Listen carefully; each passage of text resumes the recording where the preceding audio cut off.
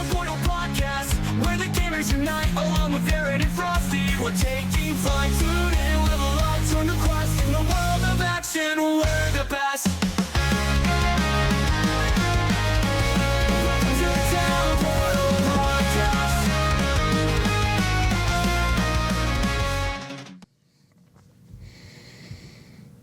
Oh, the cameras are kind of set up. Frosty, you're just too zoomed in. I'll fix that in a second. Hello, everyone, and welcome to the official Town Portal Podcast. This is episode number 8.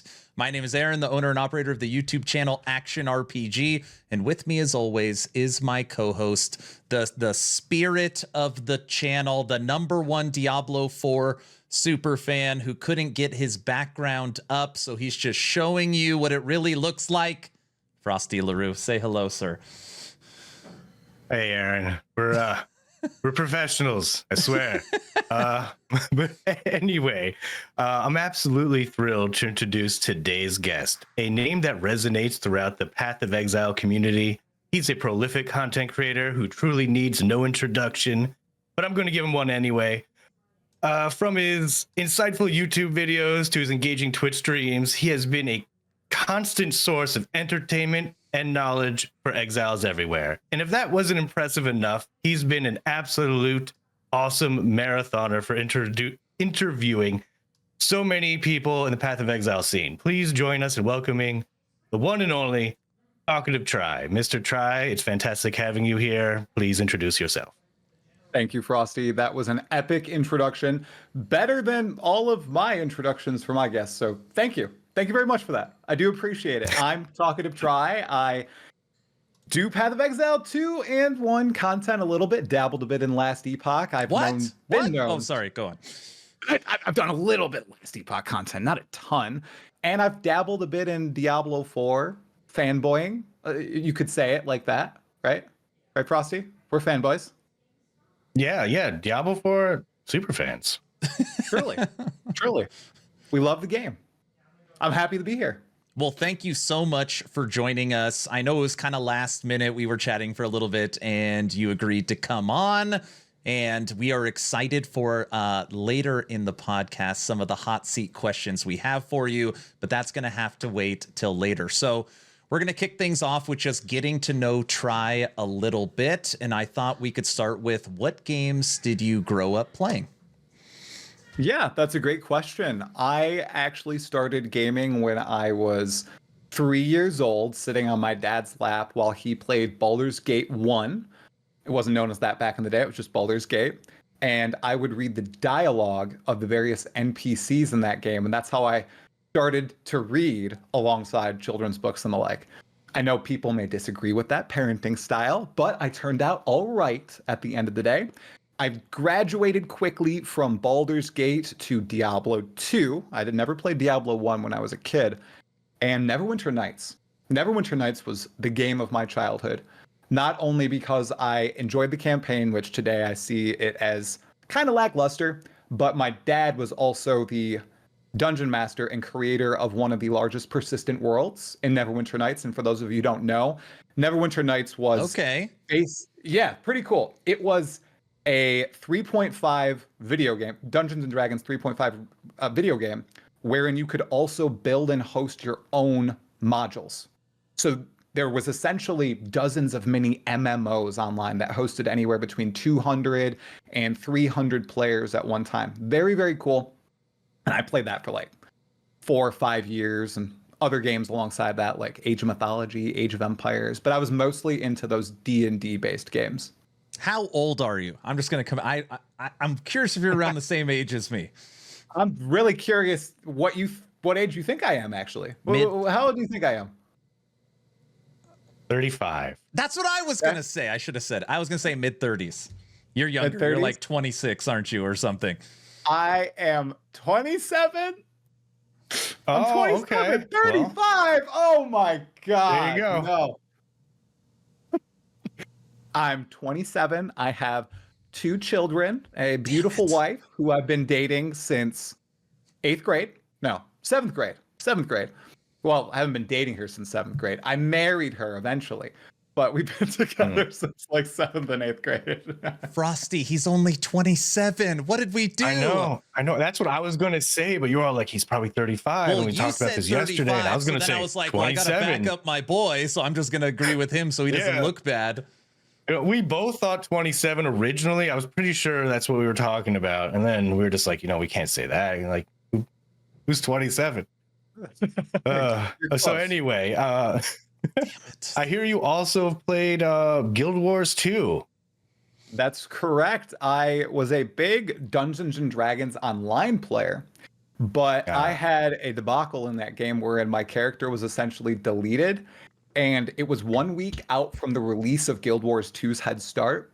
So I bought into that and started playing it with my wife, my girlfriend at the time, and I have been playing that ever since. I literally mained that game alongside Dota 2 for many years, up until I started playing Path of Exile in 2019. Big fan. We still play it today. Well, to show you I've done my research, was it losing all your epic destinies on a maxed out character?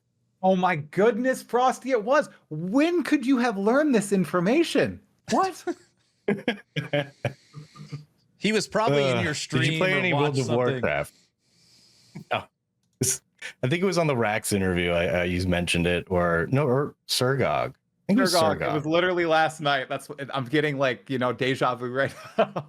Yeah, I talked about it with Surgog last night in World of Warcraft. My childhood friend got me World of Warcraft, the Burning Crusade, like the box, and its subscription, a 12-month subscription for my birthday. Okay. I never opened it. Never. Oh wow. Never. I've never That's played probably WoW. a good idea. Yeah. Were you guys big WoW players? There's I Guild Wars 2 played and there's vanilla WoW. before it was vanilla with my Warlock, Frosty.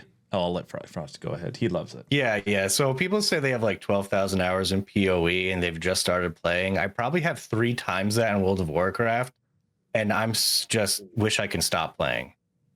Really? Do you still play today?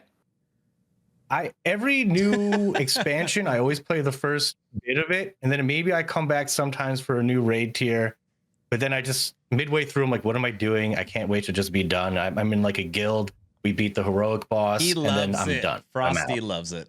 He loves it. I It's know. a love-hate thing.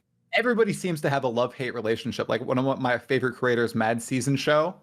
I've never played WoW. Love watching to his videos and listening to him rant about the WoW token and Classic Plus and all that stuff. I feel like I've played World of Warcraft, even though I've never touched it. Interesting. Okay. Yeah. I have a question So you for got you. a cat there. Why Triceratops on your logo? Another one. easy question. Here you go. Originally, my channel, which I started in 2022, Okay. was supposed to be a 3-pronged approach to content. 1, obviously the one that popped off, Path of Exile. Okay. 2, Dungeons and Dragons, which is something that I think that's what I spent the majority of my free time on before I had kids. And 3, Guild Wars 2. I was going to try to do a few different games. I never really made any Guild Wars 2 videos. I Okay. have a huge site dedicated to D&D that I was going to try to transfer over to this YouTube channel. But I made a few Path of Exile lore videos, and they received a bunch of traction. And so I just kept going on with those. And then I started playing PoE more and more, and the other hobbies or pastimes faded away. So that's why it has taken the forefront. How many hours do you have in E? PoE? That is a great question, dude. I don't play on Steam. I play Okay. on the standalone launcher. So I'd have to manually sum up all of my time. If I were to guess, I have exactly played one character to either 36 or 40 challenges every single league since 3.9 Conquerors of the Atlas or Metamorph League. So That a lot. probably takes me a lot, but not like a crazy amount. I probably spend about 120 hours in every league or cycle or season, whatever we'd like to call them. It doesn't matter. Probably should go with season. Good job, last epoch. And so I'd say maybe around 2,000 hours, maybe around 2,500 hours. That's my guess. Wait, did Last Epoch change it to seasons now? Yes. Yeah, good job, Aaron. What? I didn't have any part in it for the 2-year Thank campaign you. against Thank it. Yeah, I saw that. I saw that video in what was it, December, Aaron, where you were like, "Please change it to seasons. I'm begging you. It'll be so much better if it's I've been seasons trying instead of for cycles." so long to get. How much Last Epoch have you played? Not even close to as much as Path of Exile. I played about 20 hours before the launch during the early access period, like a character to Majelka. Okay. Bounced, and then I played the opening launch and then the first cycle to like 100 corruption. Okay. I never fought Aberoth. Okay. I fought one of the lieutenants and then I bounced because I think Settlers of Calgar came out and I was like, I can only play one game at a time. And I chose Path of Exile. What a terrible. That's a good choice. Good choice. What are you talking about? My fine. Sorry, go ahead. Okay. This is probably going to be my last non-video game question I have for you before we just fully jump in. Do you have any hobbies that aren't video games?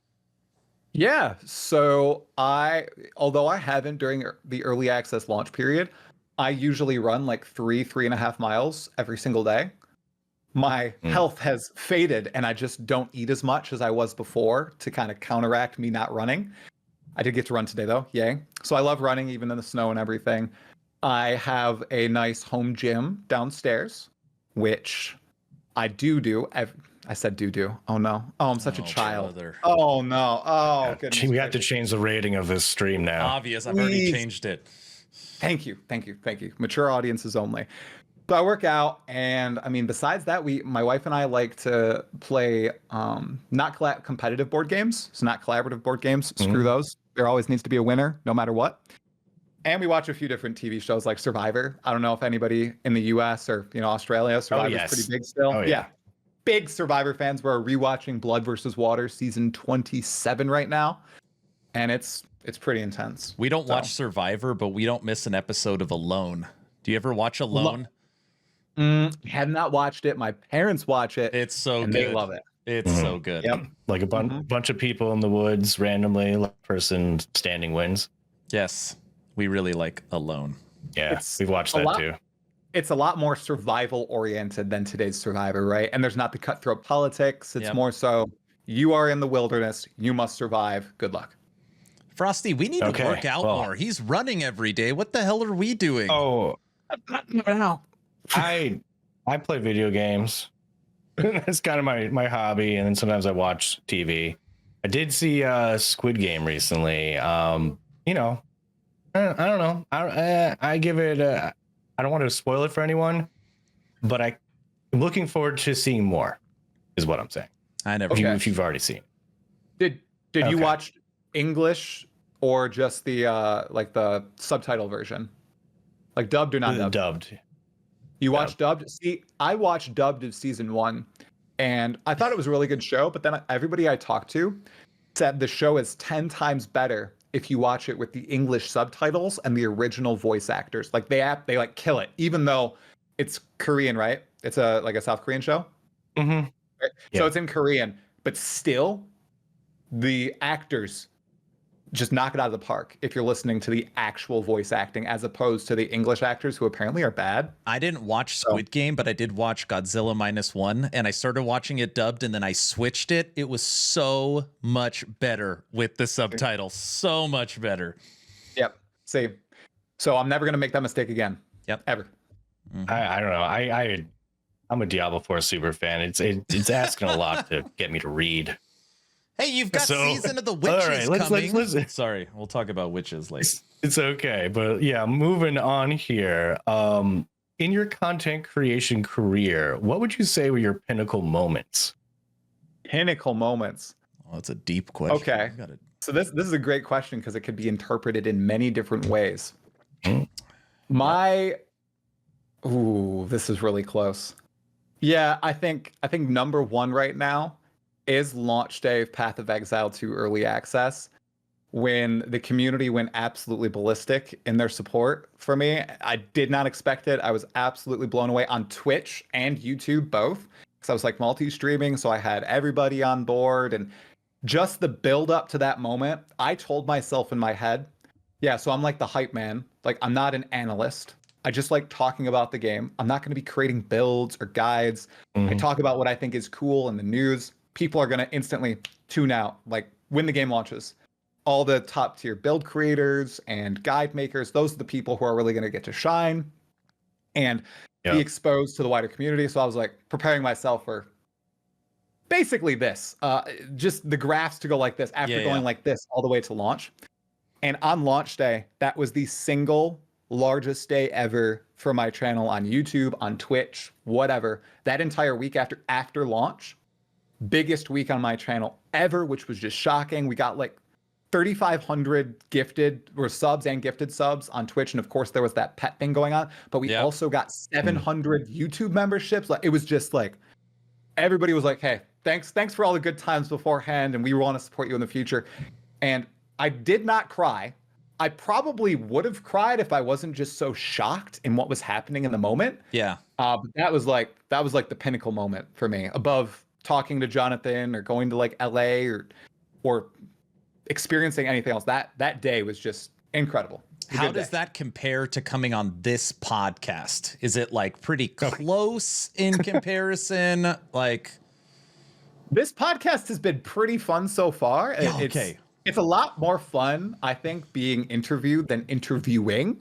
Right. So I'd actually put this in the upper echelon of like my time in the past month. You know, this is above Endgame Path of Exile 2, I'll tell you that. What? You're not allowed to say that. there. I'm told you're not allowed to say that.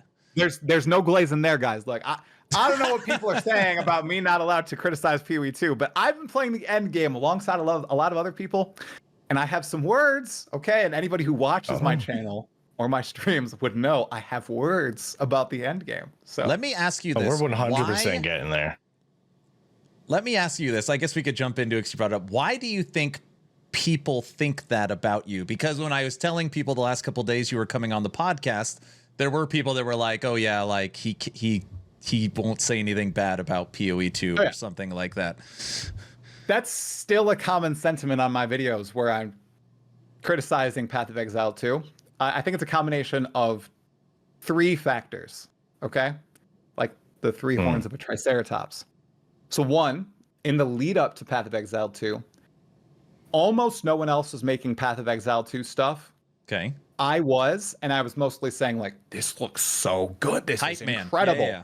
I was hyping it up because I was excited, and I was like, nobody's talking about this. You know, the last time we got an update on Path of Exile 2 was 5 years ago. No one remembers what they were trying to do with this system and that system. So before ExileCon last year, and then after it as well, I was sweeping up every single bit of POE2 news, and everything that the devs revealed was good, right? They're not going to reveal any bad stuff. So I was like, yeah, this is awesome. This is exciting. I'm really excited about this.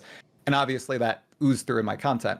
So that's the content leading up to release. You were breaking down interviews and everything. I was doing like interview summaries because some of them were like 3 hours. So I would take the highlights, talk about them in 20 minutes, talk about all the things that I thought was cool in them, and try to bring them to the masses. Jonathan Rogers, game director on POE2, co-founder of GGG, was posting on Reddit for a few months as well. So there were a whole bunch of really interesting developer threads on the Path of Exile 2 subreddit before it blew up.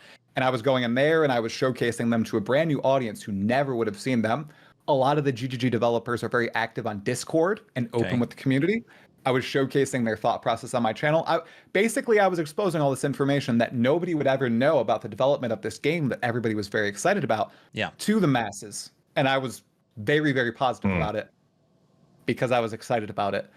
And I think that's the first reason. Everyone was excited about it. Yeah. Right. Well, then the second reason is closer to launch, more and more people started talking about POE2 and searching for it, including like other bigger names in the community. And they started bad-mouthing me and essentially saying, yeah, this guy's just a shill. He's out here to make a buck. He's not genuine. He's not actually positive about the game. You should see through this fakery. That's it. I'm real. I'm authentic. He's not. And that was a message that was espoused by quite a few people I respect in the community. And they have big audiences and everything. Huh? A lot of gatekeeping. Right. Gatekeeping, or just like I don't necessarily know what to call it because I would say gatekeeping, but man, was I welcomed in as someone who is not intelligent when it comes to build creation and who had no insiders. Like, I was posting lore videos, and I don't know if you guys know who Grimro is, but he's like one of the ultimate blasters in all of Path of Exile. You might recognize his intro is like, "Hey, what's up, guys? Grimro here," and then he'd go into a blasting guide or whatever. And he was commenting on my lore videos and saying, "Hey, keep making content, man. This is really cool. Try to branch out into these areas." Very welcoming, everybody. It was just a few people who were very loud, and then those loud voices propagated to very vocal areas of the Path of Exile community, mainly like the Path of Exile subreddit. No matter what people say about it, it is the largest Path of Exile community out there. If a message takes hold there, it is going to show up everywhere in Path of Exile. So that kind of happened. That was unfortunate. And then the third thing was something that happened after the game launched. And that was me making a video after I really enjoyed my first 2 days. And I was like, social media blindness. And then I went on to like Twitter and Reddit, and I started reading some posts, and all the top posts were, "This is the worst game ever. This game is horrible. The trial of the second must needs to be removed. This is all bad. The end game is blah, blah, blah." And they were right about the end game. But a lot of the other stuff, it was just like, the game is bad. And I made a video that went viral. It got like 180,000 views on my channel. Asmongold reacted to it, like 1.5 million views. All these people reacting to it on their streams of me basically saying, the hate is ridiculous. It's been out for 2 days. Let's chill. Let's give it like a week, and then we can criticize the game and really go in. And some people watched the first minute where I said a version of that and thought I was dismissive and believed, oh, this is a guy who's saying we can't critique GGG. Don't critique GGG. Even though early access is the time to critique, he's saying don't do it. And that kind of took hold too. So that was very unfortunate. I think that's where the most like recent wave of I can only praise GGG came from. I might be wrong, but I think that's the origin of it. Okay. That was a really long-winded answer. But all right, well, it was a great answer. Very good answer. It makes a lot of sense. Since you came out with that video, have you been noticing any shifts in opinion? I guess towards you. That shifts in opinion toward me? No, not really. And the people that were gatekeeping me before, as you guys said before, like were saying some unsavory things. I've actually talked to them, which is awesome. And I'm actually going to speak to them like on my pod too, which is really, really cool. And that happened after that video came out, which is great, because I think a lot of people who actually listened to the full video and listened to how I was explaining my reasoning understood where I was coming from. Yeah. Oh, yeah. And that video, it didn't actually have a hugely negative reception. It had like a 70-30 like to dislike ratio, which is crazy low for my channel. Like my average is like 95% like to dislike.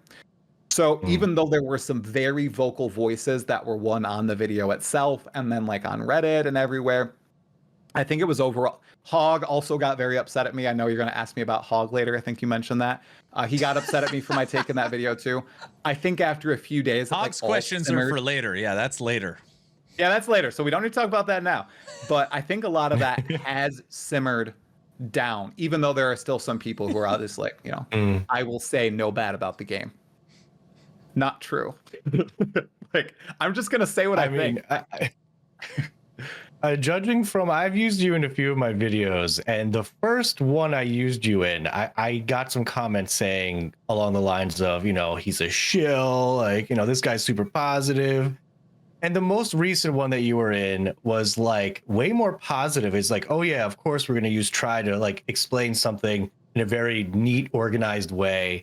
And it's not like a negative thing. So I'm seeing a little bit of a shift, even though I'm not looking at all your comments and everything. Yes. But something I wanted to touch on real quick before, and you can go on. I'm just going to tangent off. What are you going to say? I was just going to say, Frosty, yes, that's my psyop. It's working. I'm transitioning to the, very nice explainer, interviewer person instead of the big No, I'm just kidding. I'm not doing that. It's because he's so young. The world hasn't gotten to him yet, Frosty. That's what it is. He's positive. Oh, yeah. It'll break nice you. Because You'll get broken soon. He's a young father. He's, like that's what it is. He's the nice guy. Why don't you try making something like D4 or Last Epoch your main video? That'll really break you. Well, there's nothing. He would work well in Last Epoch because there's nothing bad to say. So there's nothing. He would fit of course perfectly in that crowd because the game tons is of content updating monthly. Never get bored.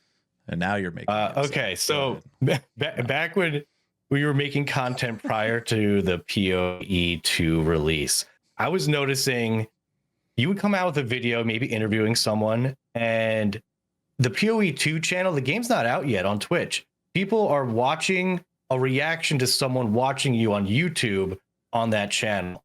And I'd be watching that. And you, like you were saying, you were like one of the only people coming out with content prior. And I just thought that was remarkable that like every time you did an interview, the entire POE2 Twitch channel, you'd see it would all be like you interviewing, watching, everybody's someone watching watching, that person watching.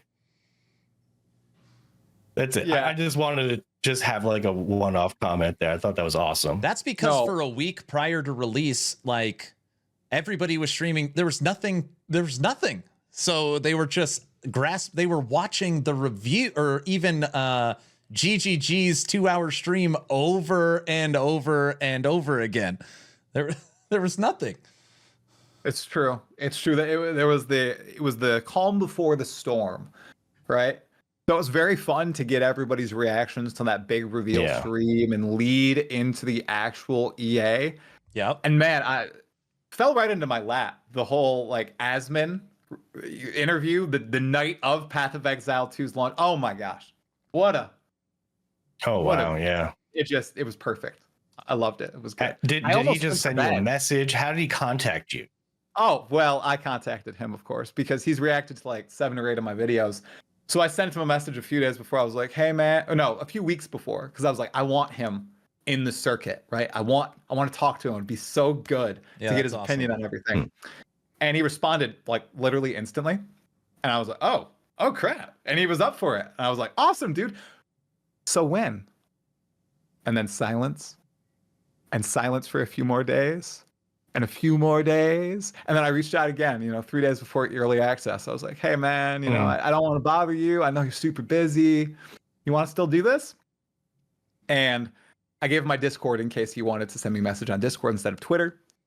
And the night before POE2 comes out, I end my stream at like 11 o'clock at night or something. And I'm turning off all of my windows and I'm going to close out of Discord, the last thing I always close out of. And I see a little friend request notification. And I'm like, oh my God. Oh, could this be it? That is crazy. Click it. And it's Asmin who's like, yo, you want to record this tonight? And I was like, oh my God, it's fate. It's fate. And then it became the second biggest video on my channel in like 2 days, which was crazy. Very cool. Yeah. That is very cool. That's awesome. That is cool. I have a million questions, Frosty. I don't know what what you've got. I got one more on your content creation, I guess, and then we can go actually just deep into POE and POE2. Yeah. And why Last Epoch's better. Sorry, go on. Yeah, all that fun stuff. Okay, so I was just curious, have you noticed, you've been in the POE content creation for a bit now, the community. What shifts have you noticed in the community going from POE to now that POE2 is out? I know there's a lot of new players. What have you been noticing? Yeah. The biggest shift that I think is hilarious was 2 weeks before POE2 came out. Almost all of the Path of Exile community really wasn't looking forward to Path of Exile 2. They were looking forward to it coming out so that then Path of Exile content patches could come out and everything, but they weren't necessarily looking forward to it. A lot of people thought it was going to be like Dark Souls-like and it was going to lose the essence of Path of Exile and all that. And then GGG came out with that big reveal live stream, the 2-hour stream that people were rewatching in the lead up to the release. And the tone shifted like that. Everybody was instantly, oh my gosh, this game looks so much better than Path of Exile 1. This looks incredible. This is going to be the greatest launch of all time. But everybody was super hyped about it for those 2 weeks. People were eating up every single teaser they could find, trying to theory craft builds with all those, half-made build sites out there. And they were so excited. And then the game came out. and I went on a freeze for a few days. But then when I went back in, it had almost reverted to the pre-hype phase state of a lot of people seemingly shocked that Path of Exile 2 was exactly what Grinding Gear Games had been advertising for the past 4 years. Which is also why I wasn't surprised at what it played out as.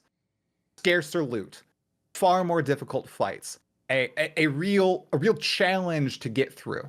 You know, the trials of ascension, not pushovers like the labyrinth. All these things, they've been espousing this in interview after interview after interview, and I was fully expecting that. So I love that part of the game. I love the campaign. I know a lot of people didn't necessarily like it, and I think that shift has been kind of funny. And I think that's the only real big tonal shift that I've seen in the community. It was almost like Whiplash. Like people were very hyped 2 weeks before, then they got their hands on the game, and now a lot of people in the Path of Exile community aren't necessarily excited about it. In my community, which is a lot of non-Path of Exile players, I think, it's a lot of people who came from Diablo 4, have never played POE. They're very excited about it, and they see this game as having such strong legs that it's insane. Like this is, I think Zizarin said it, and I'm gonna rip apart his quote, but I think it's the best quote that I've heard about the early access. If this is the worst Path of Exile 2 is ever going to be, we have an excellent game on our hands, because it's very fun right now in a bare bones state. Do you think the community right now is still split though? Or are they like starting to, okay, we're in the end game, we have end game gear, we're starting to blast a little bit. Do you think it's pulling the people over or losing more? I think definitely losing more. I think the player numbers that are very respectable on Steam are only going to get lower and lower. And of course they're going to get lower. Of course. But I think a big reason of that is that more people will be hitting the end game. And I think that is the weakest part of POE2. My dad, who has been playing since launch day, is one of the people who just reached end game. He's been playing the campaign the past 3 weeks. I think he's probably played 110 hours. I think a lot of players are like that. I think there's a lot of brand new people who took legit, the game journalist length to get through the campaign, had an absolute blast, and are going to be shocked at what they encounter once they hit this end game, which is very different from the rest of Path of Exile 2. So I think that more people are going to be jumping on the train of the Path of Exile 1 players who are kind of upset about the state of endgame as time goes on. Unless, of course, Grinding Gear Games addresses some of those concerns, which I'm pretty confident in. Like, of course, it was pretty bold of them to release this game, and then there's the big holiday break in New Zealand. They push their people onto vacation. I think they're more European than US. Like, I had 2 days off, mandatory the entire time. I think that they have it a little bit different, and they're like, yeah, go chill, have your vacation. When you get back in the office, that's when we'll fix everything. And I don't think they're having anybody besides, server architecture people on call or anything like that. So I think a lot of changes are incoming. Okay. So they're back now? I believe they're mostly officially back on the 6th, which is Monday. Yeah. But some of them started trickling back in, and I don't think there will be any big changes until the second week of January, or any big addresses until then. And I would even think then, they would put out communication likely next week, and then the following week maybe the update. Yeah, I'd say so. I also have a spicy opinion on all of this. I feel like they need to be very careful with not reacting very quickly and making huge changes quickly. I think that the changes they make should be pretty minute, and they shouldn't make radical changes just because a lot of people are very vocal about them on, Twitter or on YouTube videos or on Reddit. They obviously, I know a lot of people will meme on them and say they haven't tested their game, right? Oh gosh, this is broken. They haven't. I think they've tested their game quite a bit. It's been in progress for like 6 years, guys. They've tested it quite a bit. What we are receiving is mostly their vision. Something like the trial of like the Sekimas, which is the Sanctum honor-based ascension mechanic. I think the foundation and most of it is exactly what they intended. I personally think it's just tuning. that is busted. Like, what's classified as an affliction. You can lose all your energy shield randomly. Holy crap. That's a minor. Oh my God. What happened there? They just must not have had that scenario happen to them, because that is so bad. I That hate needs to be Sanctum fixed. so much. Oh my gosh. See, and that's the thing. A lot of people are very vocal, and they're like, I hate Sanctum. I'm quitting the game because of Sanctum. The worst. What is GGG going to do? Are they going to snap react and be like, okay, well, you can ascend through Sanctum. If you lose all your honor, you just don't get any rewards, but you still get your ascension points. Are they going to do something like that? That is a huge ass change. Before they make that change, they better think about it and think about, okay, if we change this, here are all the different ripple effects this is going to have throughout the game. Here's what we can no longer do in the future because we made this change. Like, I'm just saying, like the Treebird quote, don't be hasty. That's what I'm what I'm preaching. I would venture to guess that GGG is a great studio. They know their stuff. And I would think that they would know that POE2 has brought in millions of new players, in that it doesn't matter who's on YouTube or who's on Twitch. Like, that is for sure the vocal minority. That is not the majority of players. So I'm sure they would look at like their internal stats, like how many people have actually like finished the campaign, like those types and all the way through. Yes. Right. I would think they would look at that. But I will say it is kind of disheartening when I'm streaming and people are like, oh yeah, I got my 4th ascendancy done by paying a streamer. I hate it when I hear that. I literally makes me feel sick sometimes. And it's like, what? I haven't got that done yet. Oh my gosh. But I've heard that, double digit times. I'm definitely more casual than you guys. But I finally for the did it third ascendancy, 2 days ago. The third ascendancy for me, I had 85% honor resist. I was 10 levels over the key that I used. I got all the best boons and like none of the bad debuffs. Yeah. And then I got it done. But that shouldn't be needed to do it. And I'm not like a horrible player. I'm just like average. And it still kind of felt like, oh crap, if I get that gauntlet one more time with the spinning fire trap, and I'm just like, and then I get like increased trap strength, I'm just gonna, I hate that. No, increased everything trap else I kind of am okay where with. It's spinning like a helicopter. Yeah. Hate that. The worst one on Sanctum is where it's unknown. So you don't know what the room is, so that you can't avoid the gauntlet. I hate that one. Sorry, go on. And then when you lose your mini map, no. So now you have no mini map and you're blind. Yeah. I can't do that. It's an interesting and very different game mode and type of play in Path of Exile 2. And I really like that. The big point of contention is locking so much character power behind something like that. That is so different from the rest of the game. And I'm really wondering if their big solution here, and if it is, I feel like it should have been in the game alongside these two first trials, is that trial 3 is going to be that, okay, you just want to kill a whole bunch of stuff? All right, here's the trial of the trial of the ancestors. Go for it. You just kill a whole bunch of stuff in this like semi-auto battler and you get your ascendancies. You don't want to engage in a roguelite? Okay. You don't want to do like a Darkest Dungeon style delve? Okay, that's fine. Just kill all this stuff and trial of the ancestors. I wonder if that's going to be their solution. We'll have to find out. No, that's a good solution. Frosty, we could move on to the next section. I think it's a perfect transition, what I've got pulled up, unless you have anything else you want to ask. Yeah. No, I got something random about like tinfoil hat theory about D4 versus POE, but can I say in the next section? Yeah, that's fine. All right, the camera should be set up. Moving on to section 2. Oh, I just got a Frosty, you're just zoomed in. Section 2, is Path of Exile 2 really just zoomed in? Too difficult? Really too difficult? This is something I talk about all the time. And some people are like, no, it's way too easy. Other people are like, I quit because I couldn't get into the first town.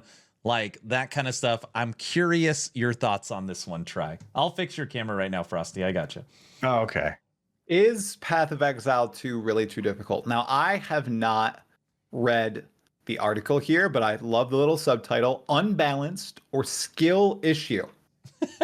I'd reckon that it's a little bit of everything, including skill issue. Sorry, everybody. A little bit of that. A little bit of imbalance.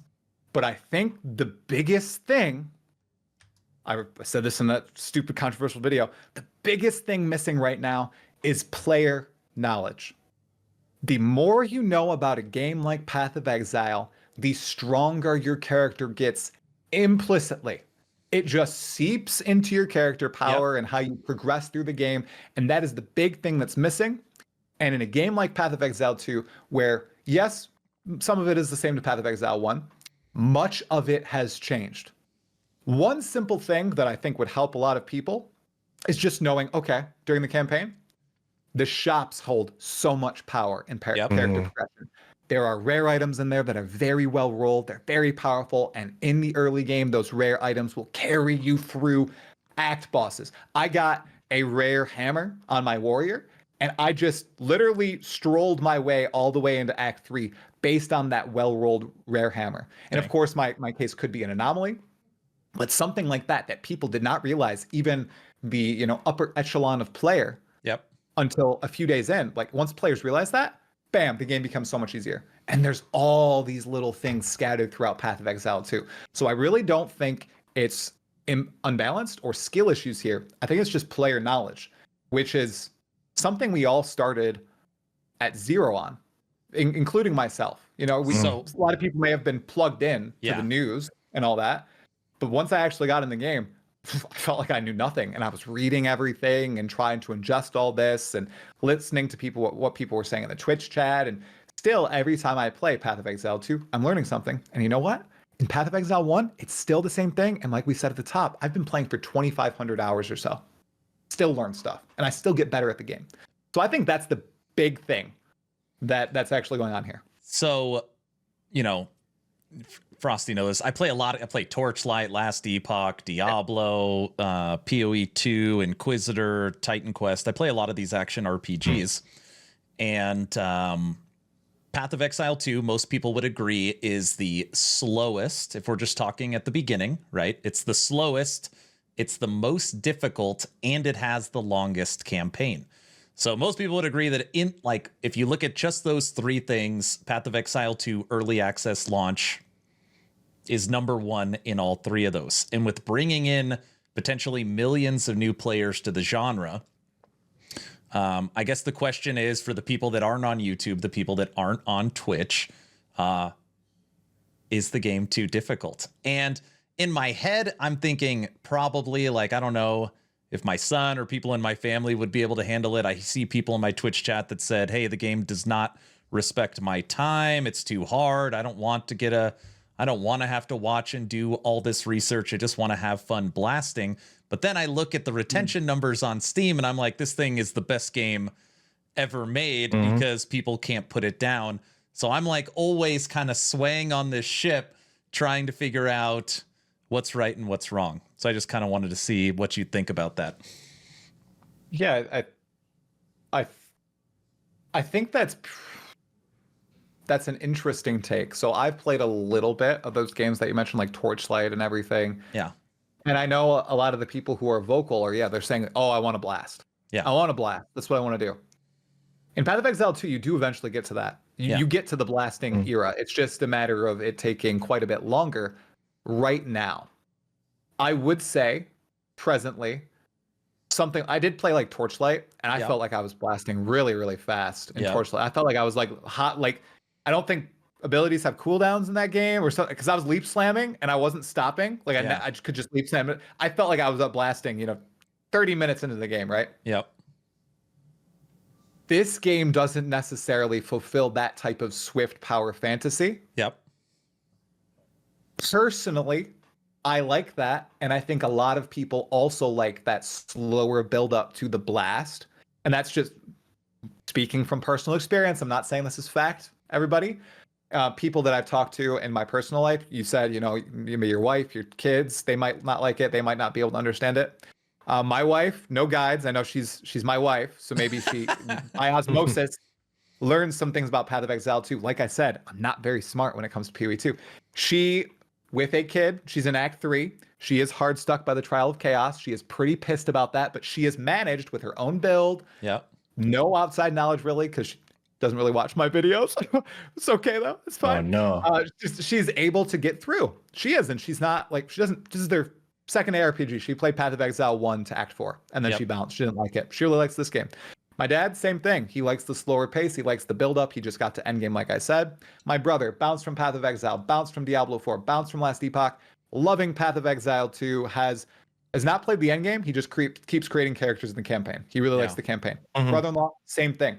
It is a very different style of game all the way until the end game starts. And it I think a appears lot of that the people are community enjoying it. really likes it because, so in my head, I'm thinking, well, maybe the retention numbers are people are trying to finish the campaign. The campaign's so long that it's taking people longer to get through. That's why the numbers are staying up. But also the review scores are pretty good. So, I mean, they for sure doing something right here. Yeah, I think I've noticed people. Go on. No, go for it, Frosty. I've been talking a lot. Oh yeah, I've noticed people say that. They say, yeah, it's hard, it's annoying, I don't like how hard it is. And now they're on their 18th attempt, they're on their 20th attempt. They quit, they rage quit, they come back the next day, they beat it. They were like, hell yes, that was awesome, but I hate this game, but I keep playing. And that's pretty much a lot of people I see doing that.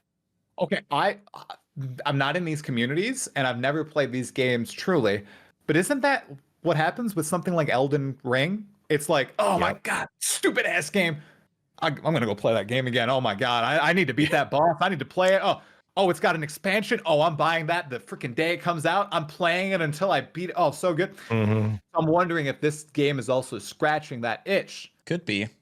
But what happens when they hit endgame? Are these players ever going to come back, or is this like a one and done experience? So where they play the campaign, and then they never come back. So that, we talk a lot. I'm streaming every day. We have another theory. When you talk about timing of a release, I mean, I think GGG, won the timing lotto. Last Epoch, Torchlight, Inquisitor, Titan Quest 2 pushback, Grim Dawn pushback, D4, there's nothing. But on top of that, there's no Space Marine 2 or Wukong or Monster Hunter Wilds. Like this release date, early December, it has been like, there's nothing. It's amazing. There is no competition in any part of the genre with the exception of Marvel Rivals, which is obviously a very different genre. So part of me makes me think too, well, okay, it's new, it's shiny. GGG has a great reputation. It's fun, it's challenging. People are trying to learn it. But once, like you said, they beat the campaign and they know the story, maybe they come back for the final 3 acts. But is this something that they play 4 times a year for 4 seasons, or is it a one and done? Like I think that's a great question.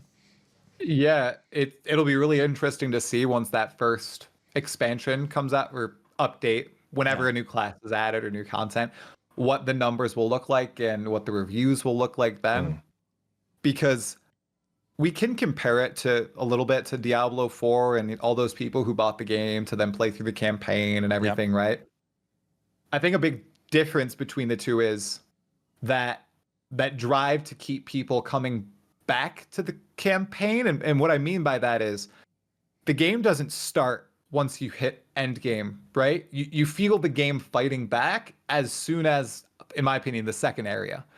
As soon as you get those hags that have the little cast where the explosion comes up on your feet and you're like, oh shoot, I gotta dodge that. Oh my god. Oh, these little things are throwing things at me. I gotta. And then the Devourer fight, which, holy crap, the first time I ever fought him, I fought that guy for 2 hours. 2 hours.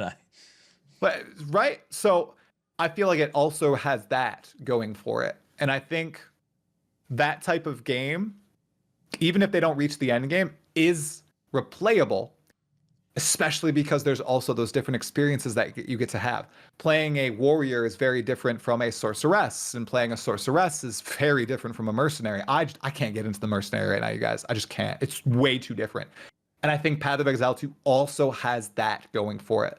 So it has the replayability in terms of engagement of something like an Elden Ring, but then it also has this character customizability that is super modular and fun. And maybe Elden Ring has that too. Like I said, I've only played like 5 hours of Elden Ring and I Yeah. sucked at it. Couldn't even beat the second boss. I couldn't do it. So bad. I loved Elden Ring. I know a lot of people do. Yeah, I mean, like this was a very hard game. I got into it. I'm more casual, I would say, than you two, but I did like games like Elden Ring. I played Diablo 4. I enjoyed that sometimes, and then I played this game, and it's just like, okay, What do you this mean is an ARPG, sometimes? but it's a What are little you talking different. about? You can't say sometimes. What? Dude, it needs some help, but that's a whole other podcast or story situation. But what I'm getting at is I enjoyed it from the beginning. Maybe it's because I played Ranger or something. I'm not sure, but I loved being stuck on a fight. And I mean, obviously, when you first die, it's like, oh, that sucks. But then you go in, you're like, oh, I learned the pattern. I want to go do it a little differently. Or because it was kind of semi-easy to respec, it's like this person gets no shock charge buildup. I'm going to get rid of my shock charge nodes and just go more damage. And then you end up killing it, or you go check a vendor out, you get an item. Yeah. I don't mind being stuck as long as they give you tools to get through being stuck. And I do think they do that. It needs a little bit of work maybe in the beginning game loot drops, but I think right now as it is, it's pretty enjoyable for most people. I think at least the early mid game. I think the only thing they missed the mark on that they said they wanted to do is Jonathan Rogers was very specific, saying that if you aren't crafting in Act 1, like, we have failed. And I remember playing Act 1 and I was like, I think I can make one thing. I think that's one key point that they're definitely going to address is the crafting or lack of crafting in the game. I think maybe I have good RNG. My first run through, yeah, I had really good RNG, but I know that they wanted to really buff the currency drops early on. Yeah. And I think they did. I don't know if maybe it wasn't enough, but I think they should go a step further. And they should put a freaking crafting quest in the first area and give everybody a transmute, an aug, and regal so new players understand what this is. Because we know what it is because, you know, we played Path of Exile 1, we've played other ARPGs. But my wife, my dad, my brother, my brother-in-law, they're all hoarding these things like, yeah, I got to use them later. You know, I don't want to use them now. Jonathan Rogers, and, you know, maybe you got 100,000 views, 200,000 views, 500,000 views, doesn't matter. It's an obscure interview for the majority of the player base. They're not going to know, yeah, you're supposed to use those like instantly. Use it to upgrade your first white item into magic. Use it to upgrade that really good base with a high fizz damage into rare. Players do not know that. And they need you to show them the way, and then it will click. And then they'll realize, hey, that's what we do. We're going to do that every single time. I think it should be like a mini quest where it's like use a regal orb and then you get 5 regal orbs or something. Like just something as simple as that would work. Totally agree. Try, would you agree with people that say Path of Exile 2 doesn't have crafting? I'm just curious what your thought is on this. It's if you consider crafting completely random, you know, use of currency. Yeah, it has crafting, but I wouldn't consider it real crafting. And technically, there is some form of meta crafting, but the vast majority of people will never get to experience it. And I'm talking about like with the omens and being able to say, okay, this chaos orb usage will only remove prefit. I've seen one omen I have played for like 120 hours or something, or like 100 hours. One omen. I'm never going to be able to really engage in that system. Yeah, I could go into trade and I could trade a bunch of my currency away, but no, it doesn't really have crafting. It doesn't have anything like the master crafting bench from Path of Exile 1. Nothing like Last Epoch's crafting system, which you are engaging with every step of the way. Nothing like Diablo 4's Last Epoch system, which you are engaging with every step of the way. Superior system. I do think it's superior. Like, because right now you are. My dad loves the crafting. He's like, oh yeah, it's like gambling. It's like you're in the slot machine. It's like you're at the slot machines. And I'm like, is. Yeah, Dad. Yeah, that's exactly what it is, dude. Why do you like it? So that is funny. But yeah, it feels really good when you hit that modifier that you want. But it's so rare. Are you a trader? Do you like trading, or are you solo self-found? I have traded for 2 items my entire go through. What? Because I just couldn't find an upgrade, and that's all I've done. So I agree. Sorry, I don't like Aaron, trading. but not What? everyone likes trading. It feels icky sometimes. You just want to be able to do it your own. But sometimes you don't want to go into solo self-found because you want to give your alt stuff that you found. Like maybe you want to play with a friend. I don't know if that's a restriction there. I spent 11 divines this morning getting a new scepter with Holy plus crap. with +5 to minion skill and a +3 to minion skill amulet with spirit. I love trading, but that's just I'm on level 8 maps, and I've only found 3 divines my entire time playing. Whoa! What? Yeah. You too? I'm one divine, and I've been in T15s for like a week, 2 weeks. Okay, well, I'm lucky. I got like 3 legendaries before they buffed the drops. You know, but look, Dude, you're lucky. I will say this. I wasn't going trade.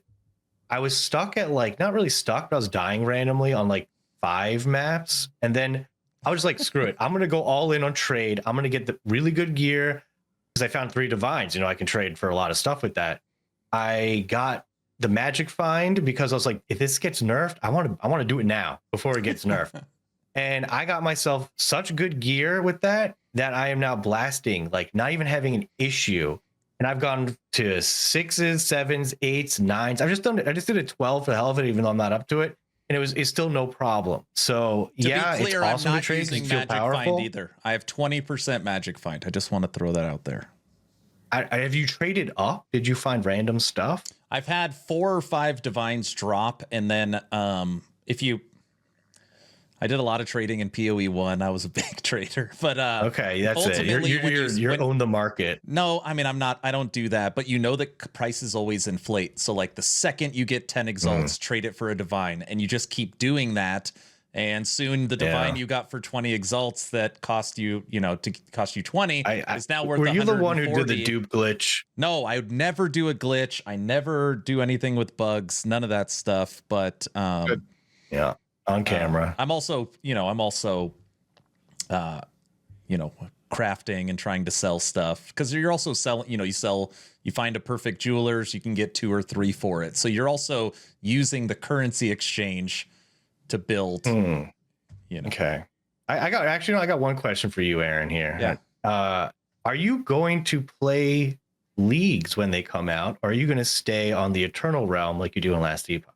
Last Epoch, I now play cycles called seasons, and then I will play seasons in PoE.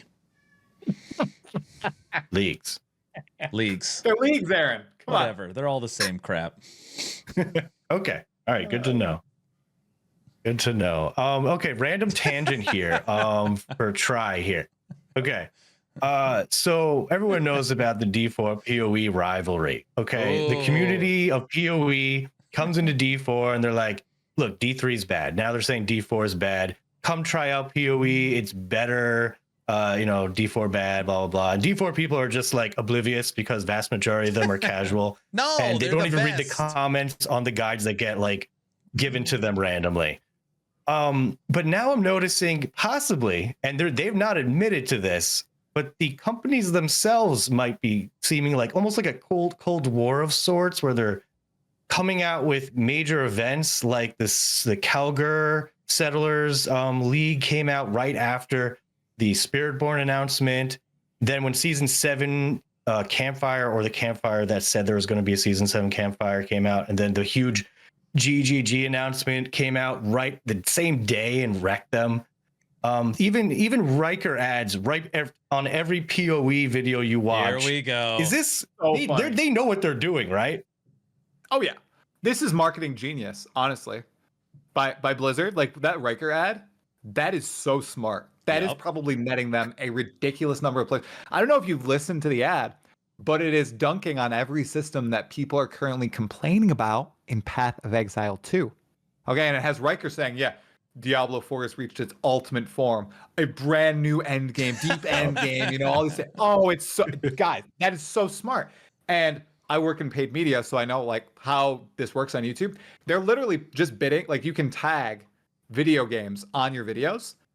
They've probably just said, okay, we want to run this ad on every video that is tagged Path of Exile 2. That's probably what's going on, which is genius. It's so smart. It's very it's smart. so smart. It is very smart, and getting like a community member that's very well known, like Riker, who has an excellent voice for this sort of thing, that was just across all the screens of all the Path of Exile players as they watched him talk about drones for like 10 minutes randomly, right? Like, it's such a good idea. I applaud them. And yeah, Blizzard knows what they're doing. They like to schedule releases and everything around other companies in their competition. I think they've always done this. Like, I can remember as a Guild Wars 2 player, they did this with World of Warcraft. I know they do it with like Overwatch and its competitors. I know there's like a Marvel Rivals has popped off, and suddenly Overwatch has free skins that you get for just logging in, and they've never done that before or something, which is like, oh, I wonder why. Overwatch is ridiculous. Right? Yeah, so they know what they're doing. It's very smart. They do it because it's successful and they have the money to spend. They have the marketing budget to spend. As for GGG, like throwing shade, oh yeah, they've done this as Okay. When I started playing, literally the day before ExileCon in 2019, they threw shade at Blizzard and their whole Diablo Immortal thing with the mobile fall guy and all that, right? So they are unafraid of, poking the giant. They're totally fine with that. I wonder if they're going to come out with new classes just as season 7 launches. I bet they. When is season 7? January 21st. Oh no, I think that's too soon, guys. Too soon? I'm a disbeliever. I'm a late March guy for the next Path of Exile 2 update. That's not allowed because Last Epoch's next season's in April, so they can't do anything. Oh, that's also Monster Hunter Wilds. So that's February. In end of March. No, it's February. I thought it was February. Yes, it is February. Yeah. I think it's going to be late March for that because they also wanted to have a Path of Exile 1 league come out in February. It's in February, yeah. So yeah, it's a tricky situation they've got themselves in here. I really think the classes are going to come out in March. I think they're going to let Season of the Witch Doctor, but no Witch Doctor class. What is? It's the it's the season of season 1 and 2 combined into witch powers for season 7 is for default. Okay, so we're gonna have like some witch tunnels going on. It's like gems you could socket in with witch powers that used to be vampire powers or something like that. Oh, people love vampire powers. Yeah. Right? Yeah, they're great. I mean, it's kind of the closest season to that, I believe. I just want the classes to be more balanced. Like, for once, just have that happen. I just want them to reel in the skill tree, how technical they are, so that I could understand them better, Frosty. That's what I want. The skill tree it's pretty complicated, I will say. And also, their economy is usually so flawless that not after 2 days every season they disable trade because of the massive dupes that happen. I just want to be able to play the Druid because I still can't play it in Path of Exile 2. There you go. And I've tried to make a Druid, like a cool werebear Druid work, and I don't think that's been good since, like, was it season 0 when it was busted? Right. Like the slam build. Oh. I was going to ask you earlier, what are your favorite archetypes in these games? But it's like a nature Druid by far. It's always been that in like D&D. And in Diablo 2, the first ARPG I played, Druid was my favorite class, shape-shifting, like werewolf, werebear, and all that. Even though I never blasted that game. It was literally just, 7, 8, 9-year-old me playing the game and having fun. But I really like that. Yeah. And I've tried the bear. Right, just making my build, just literally playing like the campaign, getting hard stuck at Duriel normal. Yep, God gamer here, guys. That poison. Oh, geez. Have you played Druid? Rough. Did you play Druid when you played Last Epoch? I have to know. I tried Druid. They have a Druid. I don't even think I got past level 20, Aaron. I really wanted to like it, but I didn't like it. I played Spellblade in the season that I got to the Lieutenants of Aberath. Okay, so is the werebear fun in Last Epoch? Should I play that in the upcoming season? So in Last Epoch, the Druid has 3 forms, and it's supposed to be like the 3 forms you find in nature. So you got the animal with the werebear. You've got the flora with the Spriggan, that's basically like a tree. And then you've got bugs with the swarm blade, and it's this flying insect. And then they each have their own skill tree. So you could be a tree, they turn into a bug, or a bear. Definitely would choose the bear. Right. I saw a build about it, like a lightning bear build by someone. I can't remember who it was. I don't know if it was you, Aaron, but I saw it. and you were just like running around, and lightning would just shoot down everywhere. It was pretty cool. Yep, Lightning Storm Yep. Warrior. It's a lot of fun. How about Yep. this? All right. April is the massive season for Last Epoch. If I said I play with you, would you try it in April? Try. Oh yes, I would. Done. I'm trying it in April. No, there's no way I'm not going to try it. I'm totally going to try Done. it. Okay, perfect. Oh yeah, I'm We can going end to the try Diablo podcast, 4 Frosty. season of the Witch. Yeah. Season 1, At this 2. point, it's Last Epoch, Diablo 4, POE, every season, league, cycle, Yeah. whatever. I'm going to try it. Yeah, I'll give it a go. Like if I only last an hour, okay. Well, That counts. I gave it a go. That works. It's good. That works. What? Awesome. All right. So I got a few topics here, but we're going into the POE2 issues here. So I don't know if we want to start off with that, Aaron. You got any more? I've got good a things you million want to talk about? questions, but we're already over an hour. Do we want to hit him with the hard questions during hot seat or now? I just want your opinion on rarity before we go there. Rarity Magic and Find and Rarity? Citadels. Oh, okay. Yeah. Let's talk about Citadels first. Okay. All right. So how do we get there? Found 2 Citadels so far in the Path of Exile 2 endgame. Succeeded one, failed the other, died in a quarter of a second. Totally my fault. Yep. Still sucked. Terrible. Sucks. One, there needs to be a deterministic way to find them. Even if there is one in the game right now and people just don't understand what it is, it needs to be clear. Even if this it is says north. Even if it's I you just know went what north. I mean? I I did that. I just went north and I've found 2. So maybe think it's Maybe just- it works. I don't know. But there needs to be, like in Path of Exile 1, I'll go back to PoE 1. I'll go to anything. Last Epoch and Diablo 4. They all have deterministic ways of fighting the major pinnacle bosses that Yep. are in their starting endgame. I feel like it's an oversight from GGG. Maybe they thought people would find Citadels more often, but every time I stream or every time I do a video about them, I see people 300 hours in, 0 Citadels. That sucks. Maybe they're like going in a spiral around the starting location. Maybe they're going straight out and just aren't lucky. But the way it is right now sucks and should be changed. You want to know what feels bad? Finding 3 Citadels and then saying, I'm going to go fight the Pinnacle boss and then dying to the one-shot mechanic. I literally almost flipped my desk. I was so haven't got there upset. yet. I was like, I don't know how Me many neither. hundreds of hours I lost. Oh, Right. Me neither. The portals. sucked. I Now I'm thinking about it. Sorry, go on. No, the portals too. I feel like you should get I don't know if it's 6, because I know they want to make these boss fights a lot more difficult Yeah. and meaningful. Maybe 3 portals, but you still have to 100 to 0 them. Like you don't go in and it's like, okay, I did 50%. Okay, you're at 50%. I still like the idea of killing a boss in one go. Yeah. But I having agree. it, like you said, playing in your case, playing and working for hundreds of hours to fight the pinnacle for the first time. And did you go in blind too, or no? I watched one video Watched one before video.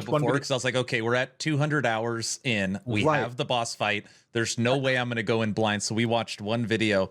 And then I literally, because I was playing SRS Arsonist Witch, and you make rings of flame walls, and there's a ring that is a one-shot mechanic, and I didn't see it, and I didn't get to it. Died. Oh, Done. It was terrible.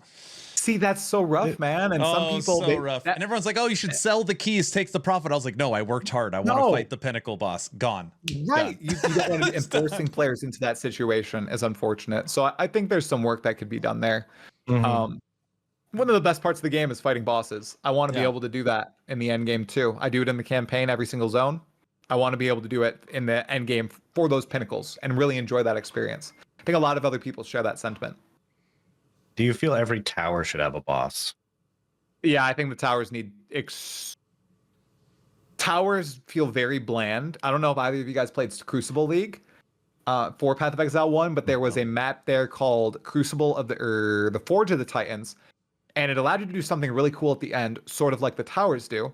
But the layout was the same every time. The monsters were the same every time, and it was very, very boring. And the tower system feels exactly like the Forge of the Titans. Either they need variation, they need league mechanics in there, they need a boss, that'd be great. Maybe multiple bosses, kind of like a gauntlet mode of sorts, like the Maven's Crucible and PoE1. I think that'd be cool. I said it to Rax the other day. I just truly believe this. You should feel excited to go into a tower. I feel like there are these cool monuments on the map. You path toward them. Yes, you get a reward by spending a tablet, but you also want to be excited when you step into that tower and see what you're going to face. Like that's what I want to do, at least. I think for 3 weeks now, I finally gave up and I just run T1 maps on every tower because they're so frustrating. I should run as fast as possible. And they don't do anything. Like, just you're burning a map if you're putting it in. It's not a low tier map because it doesn't increase the reward. same monsters, same mob set. Increase, like, I thought maybe it would increase the unfogging radius. If you put like a T15, maybe it will go a big balloon or a bomb of unfogging. No, it's just the same. So yeah, I was watching someone stream the other day going to a tower, and they're just like, "Oh, I have low cold resist." And I think in my head, "Oh, they're gonna die." And it's weird to know already that there's gonna be cold in there that's gonna hurt you. It should be more random. Yep. Yeah, definitely more random. Have a special moment that occurs during it. I've said it a few times. I feel like the end game just needs the most iteration by far. And it's the thing that they didn't work on for 5 years. They worked on it for 5 or 6 months. So it makes sense that it's like that. Yeah. What about rarity? Oh, rarity. Great topic. So I have 0 rarity on all of my gear. Yep, it's true. And no divines, that's why. I bet I don't get any divines. I think that it should remain on gear. I think that it should be like in Path of Exile 1, where it's on certain gear slots, like your rings, your amulet. It's on certain unique items. Yep. And then you control the rest of the rarity with the difficulty of the content you're facing. And that is juicing your waystones, like, harder modifiers, increasing rarity. Right now, that's not how it works on waystones. You have to roll rarity as a prefix. And then when you add hard modifiers onto your waystone, it just increases the waystone drop chance. I feel like they had a good system in Path of Exile 1 with maps where the harder your maps were, the more rarity in the maps, the greater the quantity of items, the higher the pack size. All that was great. I think that they should go back to that system in from Path of Exile 1 in POE2. And you believe that rarity should boost currency drops? Or just gear drops? Because that's the debate I normally see. Rarity's fine, but should it boost your divines, right? Because if it boosts your currency, it's almost mandatory in Trade League. Correct. It turns it into a mandatory slot. Yeah. And personally, I don't necessarily like that there's a best in slot modifier for a huge sect of builds, and then it incentivizes people to migrate toward those certain builds for, let's say, the currency grinding part of the season. I saw a lot of people talking about how the meta in Diablo 2 was to play a sorceress through because you could blast through with lots of rarity and then gear out your other characters. Correct. And it had teleport. I don't think that's fun. Like, I don't like that. Oh, well, no. League start, we're all going to go this build. And then 2-3 weeks in, once we pumped all our currency in the market, bought a whole bunch of gear, then we swap to the builds we actually I didn't like it. I don't think it was fun. I don't like it. I love Diablo 2, but I don't like it. Yeah, I don't like that idea. So I'd probably say nix it on the currency. It was an interesting experiment, or greatly tune it down. Yeah, where it's not required. So it's not required. Like, I just personally, I don't like that. As you guys see, and I've shared, I don't have any rarity on gear. Like, I am focusing on making my character as powerful as possible through my gear, not optimizing what drops that I'm getting. So that's just how I personally like to play. Yeah. Before we go to the quick fire section, I'm just curious, before I say what I think, Aaron, how would you fix rarity? How would you change rarity? I would pull it off all of gear. When I think of my character, I want to build my gear as powerful as humanly possible. That's why in PoE right now, if you change one item, it feels like you have to change all of them. So it's either I'm going to put all gear on for rarity or just leave it how it is. And I had already invested a bunch of divines into it. So I was like, I'm not gonna redo it now. But I like being able to juice maps and juice the towers and move towards the Atlas places that have breach or bosses and things on it like that, or use your Atlas in ways to push rarity. I like thinking of all the ancillary systems to boost your rarity, and you focus your gear on your character power. I think that would be a lot better. If you remove it from all gear, would you still want it to boost everything that it currently does? Currency, items, like rare items, uniques? Probably not, because I mean, I think the stat itself is fine, but the second it becomes this item makes you get better currency drops, it's mandatory. So I think they should remove it from items. They could put it on, again, Waystones. They could put it on the Atlas. They could put it in on the different trees, but I don't think it should boost currency drops, or if it does boost currency drops, it just should be lower. All right. I think they should, yeah, go on. What? No, go and finish. Then I'll tell you what I think.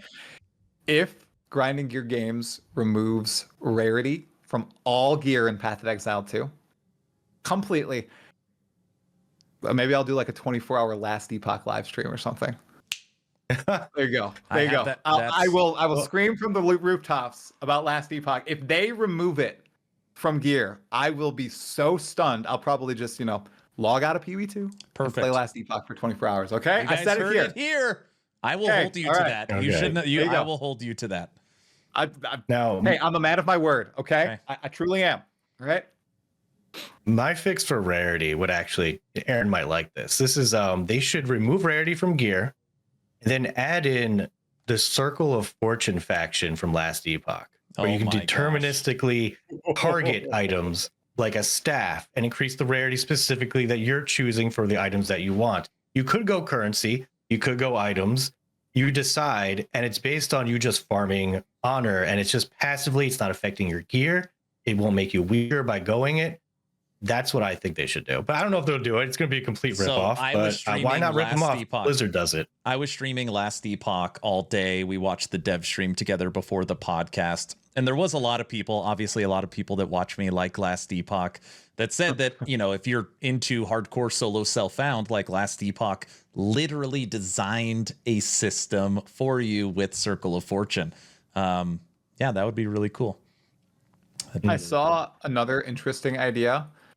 I'm not sure what game this is from, or if it's not from any game, but it was kind of like the charm system or the idol system that Last Epoch has, but for like a little, almost like a cater your loot box in Path of Exile 2, where you have different charms where you can say, okay, 10% increased currency drop, or like divine drops, and you can slot all these different idols inside this little table. And instead of removing rarity as a whole, you slot it into something like this that everybody gets, and then people can cater their loot drops via this little mini game, which is kind of cool, because I love the idol system in Last Epoch. I thought that was really cool. Yeah, as long as it doesn't have power, I would agree that system would work. You can't just decide between attack speed or currency. And to be clear, it's not a Last Epoch or Path of Exile thing. I am just not a fan of, okay, you reached end game, this stat is required. It doesn't matter if it's strength or, I just don't like that, period. So I agree with you. That's why I'm literally standing by my words, and I'm using 0 rarity. Nothing. Not happening. Okay. Frosty, hot seat? Yep. Oh. All right. Switching to the final scene, Frosty, I'm going to have to fix your camera again. But yeah, I want to be zoomed in. Or you can just keep me zoomed. Zoom in more. No. So then they can't see your background. All right. Hot seat time. Yeah, just like face. Yeah, it is. It's not that bad. No, it's not that bad, but you look good. Your head looks too big now, All right. Section 3. We are on the final part of our Town Portal podcast. Try again. Thanks for coming on. You are now between 2 portals. And Frosty, as I fix your camera, you could start shooting off questions. I'll start with like 2 of them. First one's real easy. What's your favorite food? Ooh, right now it's probably Thai food, and in particular, sweet and sour chicken. It's nice. Excellent. Yep. Awesome. What was the rarest item you found in Path of Exile? Dropped or just had in my possession? Dropped. Huh. I barely had anything rare drop for me, man. Um, No let's mirrors? see. No mirrors. Well, then I I think I got- possession if you can't think of anything. No, I'm trying to, I think it was the Maven flask. What the heck is it called? Progenesis dropped for me once. So that's a unique flask from Path of Exile 1, the Maven fight. I don't think I've had anything else really rare drop for me in game before. No headhunters, no mage bloods, none of that. Okay. Yeah. If you were in a cage fight with Hog TV, so if you and Hog had to fight, who do you think would win in a fight? Hog would win. I have never fought anyone in my life ever. I recoiled from any physical sports when I was younger. Like I somehow feigned injury in children's basketball, so I didn't have to play basketball with others because I was scared of getting elbows up with all the kids. And I was a complete homebody, so I'd never participated in any physical sports. And I'm pretty scrawny, so like I run, but I don't fight. So I think Hog would probably win. Now, I think the beast would come out and, I don't think so. you're pretty young. We're pretty old. I Yeah. think you could take him. Truth I be think told. Hog's pretty young. I'd guess Hog's like 31. I don't. He's in his know off the early top of my 30s, head. isn't he? Early 30s? So Early that's pretty 30s? close. I'm not going to guess any more people's age at this point. Yeah. Yeah, they Okay. guessed I was 35, by the way. Anybody watching now who wasn't before. It was lies. It was all Aaron's fault. It was my fault. It's fine. Do What- you like what pineapple felt on better- pizza? Oh, good one. Good one. Pineapple on pizza? Big fan. Okay. But I hate pizza. What would be? Well, wow, that's controversial. What would feel better? +4 charisma tome on your favorite soul, or finding a headhunter? Right now, Headhunter, 100%. In Path of Exile 1, not Path of Exile 2. It sucks in POE2.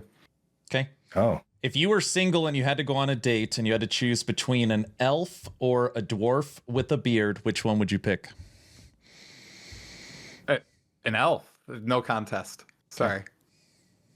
That is a curious one. How did that one come up? Now This I'm is curious my about the story. community wants me to read these to you, so I'm just I don't know. These are what people. What is this question? Oh, they get far worse. So yeah. F, Marry, Kill, Diablo 4, Last Epoch, Path of Exile. Oh my god. Oh my god. All right. Marry Diablo 4 because I'll be set forever because of all that money. Lilith. Oh, I'm so sorry, Aaron. Kill Last Epoch now we're in a and F fight. Path of Exile. Oh, there you go. Yep. Sorry, Aaron. Do you consider Die Hard a Christmas movie? No. No. I think No. I know the.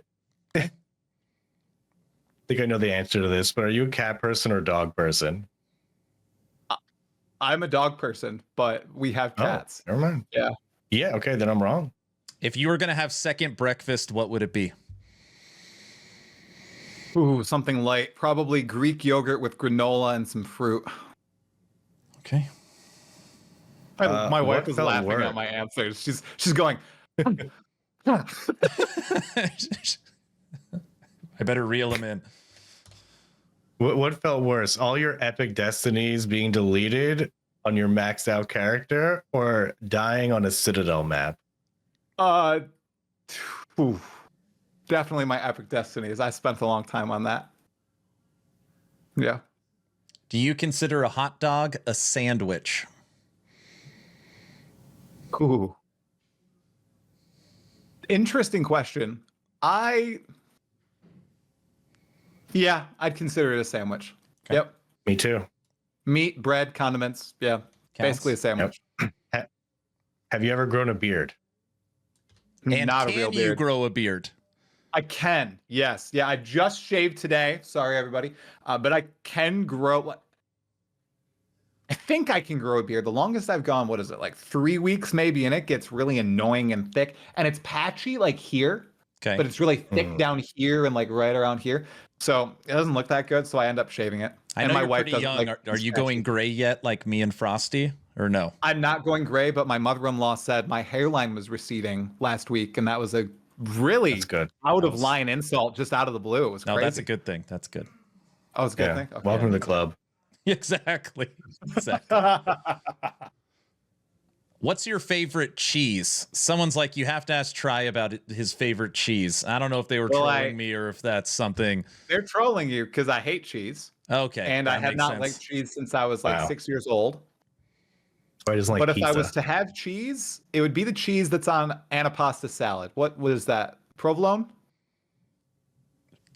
I like provolone. No idea. Provolone? I think it's provolone. Yeah, Let's it's, just say it's like the provolone, Italian. Yeah. Wait, yeah. that's why you hate pizza, because you hate cheese. That is correct. If I eat pizza, I rip off the cheese and I re-put all the condiments or the toppings back on the pizza. Yep. My God. Oh yeah. Oh, I finally got Oh a my face. God. That's actually the second face palm, I think. The other was when I Oh my decided gosh, to kill he that. just said he peacock. rips the cheese off the pizza. I do. That might be like the name of like the podcast, like, subtitle. You'll Well, never I'm very know what Italian, he does. And so that's that one. Whew, that is- Maybe one day I'll come to Oh. enjoy cheese on pizza again, but today is not that day. okay, well, moving on. What is your least favorite archetype to play? Ooh, definitely bows. Bow users. Damn, it's my favorite. Okay. I No one thought he likes was gonna a lot of say- people I like thought it. he was Only going to one. say Necro, my favorite, but I guess not. Necro. Yeah, I think Yeah. honestly it's bows and bow users. A lot of people might think it's witch, necro, minion archetype because I really didn't want to play that in POE2. But I think bows is my least favorite. So right it sounds like his Damn. two least favorites is me and Frosty's Yeah, most yeah. favorites. Our favorites. Great. now. Ding. Minions suck, bows Always get- suck. You always get made fun of for that. What's going on? Oh my God. Android or iPhone? iPhone. Someone Okay. wanted me to ask if you're related to Mr. Burns. I don't know who Mr. Burns is. Okay. Oh, is that the Simpsons wow. guy? Yes. Yeah, you 25? I didn't watch The Simpsons. Oh my gosh, that's Mr. Burns, the evil dude, the richest and most powerful citizen in Springfield. Yeah, no, I'm not related. No. Okay. Somebody If called you could- me related to who's the neighbor in The Simpsons. Flanders. Flanders. Yeah, somebody called me the Yeah. Flanders of POE on one of my podcasts, and it That's got pretty like funny, actually. like 700 likes on my video, and I was like, oh wow, okay, well, all right. Okay. If you could only play one game from now until the end of time, Path of Exile, Path of Exile 2, what are you choosing? In their current states. No. So you have That's it. POE1, POE2, the other one's deleted forever, and they both develop as they develop. Oh, Path of Exile 2, hands down. Okay. Current Does that states, mean you though? hate PoE? Ooh, you're trying to bait me, Frosty? What are you He's trying doing? to get Yeah. clips for his video that's good. No, I mean, no, it's bad. I don't hate Path of Exile. I will refuse to go and get, clips for the video. I don't hate Path of Exile, but if I was to choose one or the other, I would prefer to play Path of Exile 2 and see how its development plays out over the next 10 years. I already really like the gameplay and the campaign of POE2, so just seeing how that develops, I think it's going to be way more entertaining than Path of Exile 1 to me. But if it was right now, yeah, I'd pick Path of Exile 1. Like if I had to play POE2 version as it stands, POE1 version as it stands, I'd probably play POE1 forever. Since you have a couple hundred hours in Path of Exile 2 on a scale of 1 to 10, 10 being the most, how jealous are you of Last Epoch's crafting system?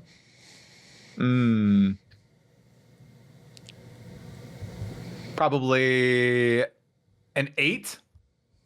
But I never ele- fully invested into the crafting system, so I don't know the extent of its power. Okay, I know that there's a lot of different things you can do, so I'll go with an 8. perfect. Have you ever played Path of Exile with a controller? Not Path of Exile 1, Path of Exile 2, yes. Okay. Are you willing to mentor Frosty on how to play Path of Exile 2? I can try, bro. I'm not smart. I do not give great advice. neither.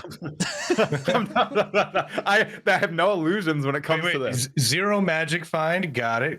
Die on Citadel maps. Okay, No check. ranger, bow sucks. Just head Yeah. north. Perfect. Go north, okay?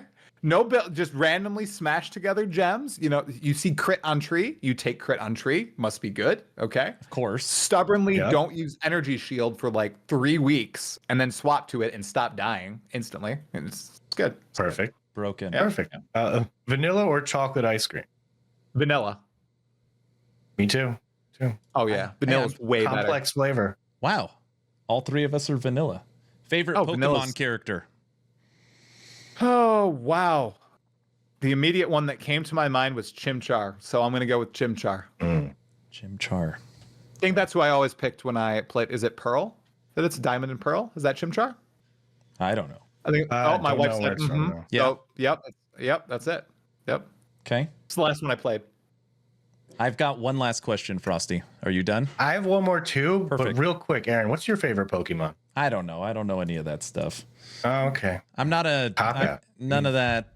I don't do any of the anime or any of the Pokemon stuff. But you're 35, Aaron. I'm didn't play 39. Pokemon? I'm so old. Oh, you're 39. Oh, my God. I He was was too cool 35. for I forgot. Pokemon. Yeah. I have a wife 30, and 36. 4 children. I'm ahead of you. I got Okay. 4. You're doubling up on me. And I'm going to be 39 forever. So it's nice. Oh, true. When- he was when 39 is- last year.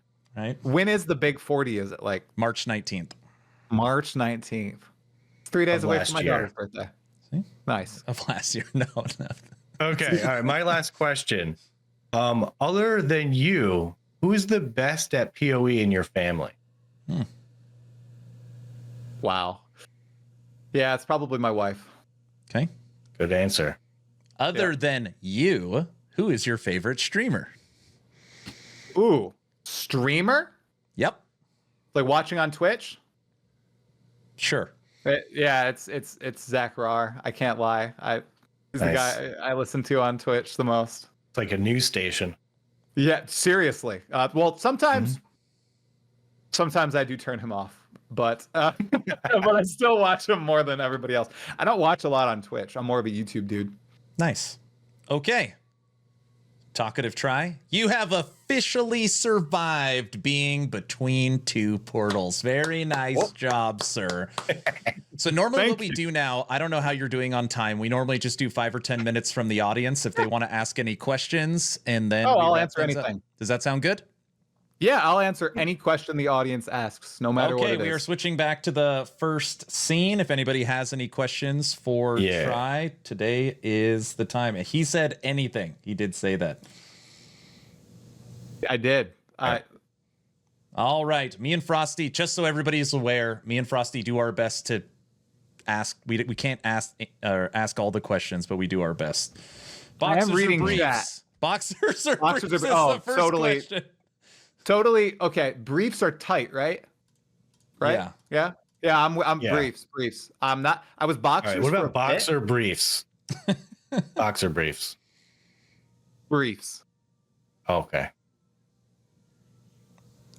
My wife is saying no. What do you Just mean? a quick random. What does she say that you wear? I wear boxers. She's saying I'm wearing boxers. I don't wear boxers. They're tight. What? No, Okay, boxers boxer aren't- briefs. They're boxer no, briefs. Boxers aren't. Briefs are tight. Boxers are not. All right, tight. show it on camera. I just realized I don't actually have boxers. You don't even I have wear any Under Armour. underwear. Is that what he No, just said? no, wait, no. I've got Under Armour on because I ran today and it's like 10 degrees out. So I don't. You wear What is boxer. which- I believe your wife is saying you wear boxers. I believe is what's okay. happened. I could go grab a Okay. pair. No. No? It's all Okay. right. Right. We had to You don't change the want that on rating the again. show. Yeah, I get it. I changed the rating. Damn it. Okay, wait. The look on Frosty's All right. face when he said briefs is pretty funny. Go ahead. Let's see. Oh, my thing froze. I have like 2 megabyte upload right now. Oh, that's Should I just? Download. I'm reading the chat. I see a lot of questions. Ooh, do You can think- answer one. Just read. it Do you out. think POE2 took the end game from last Fuck? I'm pretty looking at it. I mean, honestly, guys, when we saw the initial end game, like, and how they explained it, I was like, oh yeah, it's like monoliths and like memories from synthesis, but a whole lot deeper. Okay. And then I played it, and it's not deeper. It's pretty surface level. So kinda. But again, I didn't play a lot of the last Epoch endgame. I only got to one of the lieutenants of Aberoth. Yep. But yeah, it does feel pretty similar. Like you're literally just going to these very same maps over and over. You don't have a lot of agency over what you're finding, right? And I don't know. It just feels very samey, very repetitive. Yeah. And there aren't a lot of boss fights in either, which If makes you had me to play upset. between an archer or a minion build, which one would you play? If you had to pick one right now for POE2. Minion build right now. Yep. Yeah. Sorry, bro. And what if the Yeah. minions only were archer minions? I think melee minions. Snipers? No, I'd go with the brutes, the stunners. I saw Okay. The Aaron build put I out a just build on that. posted. Brutes are awesome. Yeah, I know. Yeah. I like brutes. What? Okay, out of all the interviews you've done, what were you the most nervous for? Oh, that one's so easy. The Josh Strife Hayes interview on POE2 launch day. Because he is my favorite YouTuber, favorite content creator. And he literally just messaged me like, we'd been talking a little bit beforehand, and I had asked if he wanted to do a chat. And he said, oh, I got a whole bunch of sponsor requests. I'm working on this huge MMO video. I don't have enough time. And I was like, oh, totally fine. But then on the day of, he reached out and he was like, hey, I'm watching your stream. You want me to hop on and we can chat while we wait in the queue? Wow. And I was Just like, that. okay, yeah, You're let's like, do that, man. sure. Oh, I was nervous as all hell for that one. But it was really fun. Now, Do you usually prep for interviews like days in advance, the day before, an hour before? Yeah. For most of my interviews before launch, yeah, I prepped a few days before. I have like a journal. I write a whole bunch of stuff in. Obviously, this is blank. This is for today. And I do research and watch a few videos, and I dive into their past a little bit and try to figure out who they were not only now, but like 5 years ago or when they started content creation. During the early access launch, I like didn't do any prep because a lot of people were doing a lot of spoiler heavy stuff, and I was trying to keep myself blind. Okay. Going to the interviews was like, okay, I haven't watched any of your stuff, raw impressions, that sort of thing. But now I'm back to that same sort of style. Like I'm interviewing Jungrown in 2 weeks, and I started doing the prep for him today. And I learned like, oh my gosh, he used to be a League of Legends professional, and he used to write for an esports website, and he interviewed Chris Wilson like 5 years ago, like all this crazy stuff. Yeah. This is not what you're known for today at all, dude. This is interesting. I want to dive into that sort of stuff, and it's really entertaining for the audience as well, because they might not know that side of that person either. are you wearing pants right now? Yes, I'm wearing pants right now. I'm wearing. Okay, I'm wearing Under Armour. Gosh. Under Armour, okay? Wow. All right, I'm wearing Under Armour. All right. You have officially now made me facepalm more than Hog made me facepalm when we had him on the stream. So, Oh, no way. yeah, I think so. Oh. I don't know. It's probably pretty close. Oh, I'm watching Yeah. it on screen right now. Oh my gosh. Whoa, I went in there. Okay. Get the $2 bills. Is stupid. Oh my that God. is pretty funny. Ask him what class he likes playing on a controller. Guys, I'm not gonna lie. I don't like the controller of Path of Exile 2. I played couch co-op with my wife for a few hours. Here, and it felt I played a ranger, so maybe that's what it was. But I like the targeting on it felt so screwy, and I couldn't figure out how to swap targets when there's a lot of monsters on screen. And we were fighting the Devourer, and it kept swapping my targeting to the grubs instead of the Devourer, and I was like, damn it, I don't want to touch those. So I've only played it on the Ranger, and then the Monk in LA felt really good on the Monk. So right now I just haven't done a lot of controller play, but if I were to rate the two classes I played on controller, The monk was pretty good. I was pretty surprised that they didn't use the hybrid controller supports that most people do, or most studios, where you could use keyboard and mouse for inventory, and then you're fighting, you use the controller like it's one or They're the other. implementing that apparently. Yeah. I don't know when it's going to be done, but that would be great because I know people. It's really hard in like stash and inventory to go through everything with the joysticks. Yeah. Yeah. Makes sense. This is my own random question. Have you played Monster Hunter World? Do you like that type of game? No, I've only played. So I'm not that well versed in video games. So I can probably name all the video games I've played ever in my life, probably on two hands. So I've never played like Monster Hunter, any of the Dark Souls to completion. Okay, maybe more than two hands because the Wii, I went through like a lot of Mario games and all that. But just not. I haven't had a lot of variety. Like I played for the past decade. It's been Guild Wars 2, Dota 2, Path of Exile as my three main games. Yeah. And I haven't really expanded out beyond that until recently when I tried, Diablo 4 and Last Epoch and now Path of Exile 2, and I tried a little bit of Torchlight, but I haven't played many games. I might try Monster Hunter Worlds because it looks really cool, and I have a rig capable of running a game like that now. Yeah. And you have a full-time job, right? This is still content creation, still part-time for you, correct? Oh, yeah, full-time job. So like in my downtime, what I do is I make content now. I try to like double up, so I'm always doing something. Mhm. And when I had kids, like I used to dungeon master every week. I've ran many different campaigns, and my current campaign that I had to end when we had kids, I think it was on like session 78 or something, and each session was like 4 hours long. So it was this huge sprawling narrative with everybody we'd been playing for 3 years. But the moment I had kids, it is very hard to sit down for 4 hours straight on a weeknight after working, taking care of the kid, and gathering everybody and playing, right? So I've had to drop quite a few things in the past few years. Okay. So, yeah. I'm surprised you're able to do so much content and still have a you're probably full-time- very is it good with full-time time job? management. That, and I have a wonderful wife who's not sitting 5 feet away from me. She's just so great. She takes care of the kids, and we have both grandparents are 5 and 10 minutes away. So that She's helps probably a doing lot this too. in the background. Like, wrap it up. Come on. Like, I can't actually see her because I have a giant ass monitor. So I know see. she's there though, because I hear her, scoffing at some of my answers and going to others. perfect. Oh, that is great. A question came in. Your thoughts on the big body blocking issue for POE2? You think... my question actually is, do you think it's intentional? The more I think about it, the more I think like there's no way in hell GGG did not know about this. Minions and enemies and bosses and everything gets caught on pots and like there's no way they didn't know. So either one, it's intentional, or two, they didn't have the time to fix it. What are your thoughts? Ooh, okay. I think there's a few. I have multiple opinions here.